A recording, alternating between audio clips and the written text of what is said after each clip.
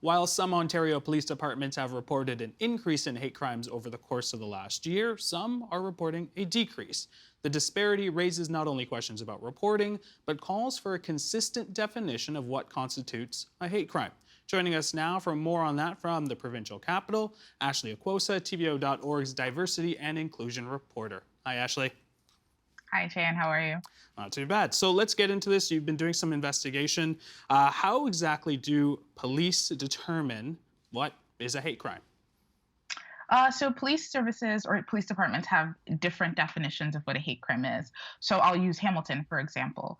They actually differentiate between a hate motivated crime and a hate motivated incident. A hate motivated crime is like a criminal offense. An example could include assault, damage to property, or uttering threats. And for it to kind of meet that standard of a hate motivated crime, there has to be evidence to prove that the offense was motivated solely or in part because of a bias or prejudice based on a victim's race, national or ethnic origin, sexual orientation, physical disability, or so to speak. While for a hate motivated incident, these are incidents where it cannot be proven to have been motivated solely or in part because of a person's bias or prejudice towards the victim, but it includes some kind of racial overtone. So different police services have different ways of categorizing this and then responding to these incidents. And experts are saying that this affects data collection and trust in community members because they're not sure how a police department is going to respond when they report something to them. Okay, let's talk data. You did some calling to some police services. Let's have a look at some of the numbers. Here we see in Halton, hate crimes have increased by 160% over 2019. In Ottawa, 56.9%. And then moving on to Toronto, there's been a 51% increase. And in London, hate crimes have risen by 46%. Some viewers there will remember the tragic attack in last June where a Muslim family was going out for a walk and run down. Police say in that attack, it was motivated by hate. And then lastly, in Hamilton, surprise there a little bit, slight decrease. So I want to get the story behind these numbers. We'll start with Halton. Fairly high increase, 160%. What's going on there?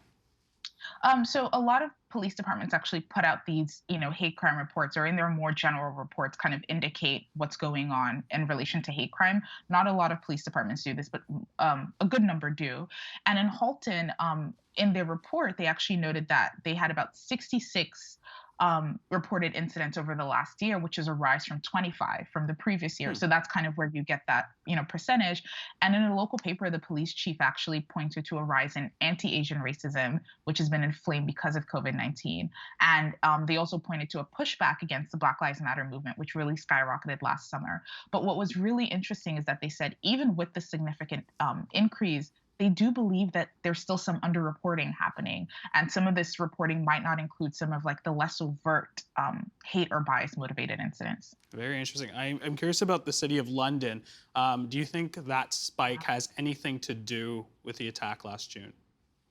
I mean, it's possible. Experts didn't really point to that. I think a lot of the experts that I spoke to who have been looking at this issue for a while say that hate crimes have been consistently on the rise for a very long time. What they will say, kind of came out of the unfortunate attack in London was just a louder call for reform. The National Council of Canadian Muslims actually released a really lengthy recommendation list for the federal government, the provincial and municipal governments, and a lot of other groups have followed suit. Is there any information on the specific targets of these crimes? Do police release that data as well?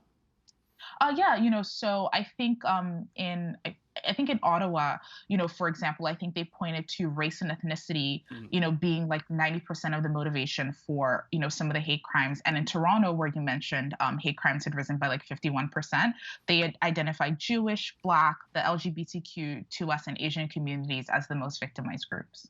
Okay, so looking back at that board with the stats, Hamilton, I got to say, very surprised by that. Only because only a few years ago, this was one of the highest in the country when it comes to hate crimes.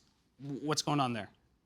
So advocates are actually saying that there hasn't been a decrease. They're just more worried about underreporting. So, for example, I think last March it was the Hamilton Police Service launched this online reporting tool that would encourage citizens to report hate crimes online.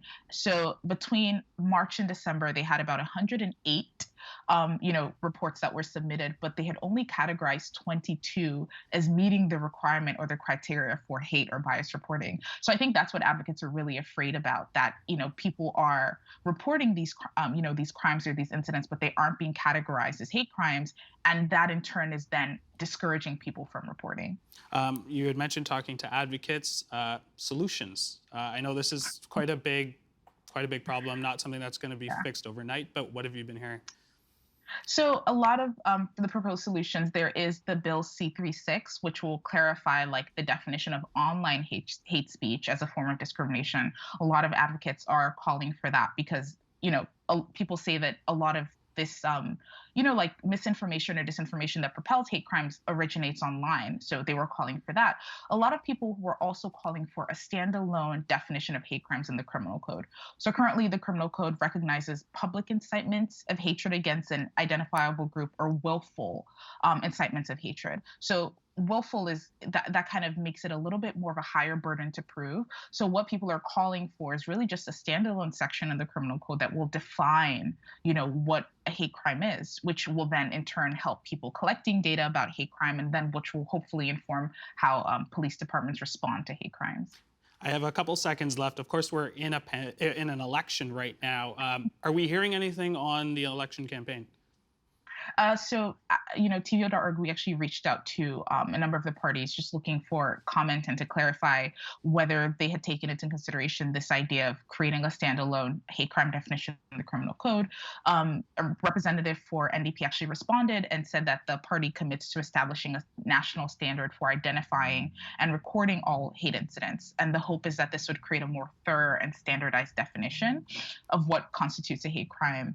Some other parties haven't responded, but going through their plans, there are all mentions of hate crimes. Like the Conservative Party, for example, says that it aims to double funding for a program called the Security Infrastructure Program and simplify the application so groups will be able to apply for funding to protect themselves. The Green Party says that it will provide funding for data collection and it will support research and advocacy organizations looking to address online hate and offline hate.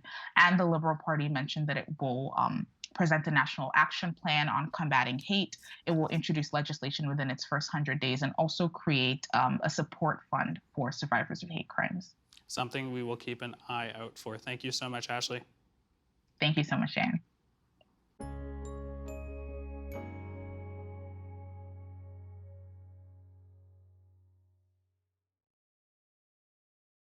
The Agenda with Steve Paikin is made possible through generous philanthropic contributions from viewers like you. Thank you for supporting TVO's journalism.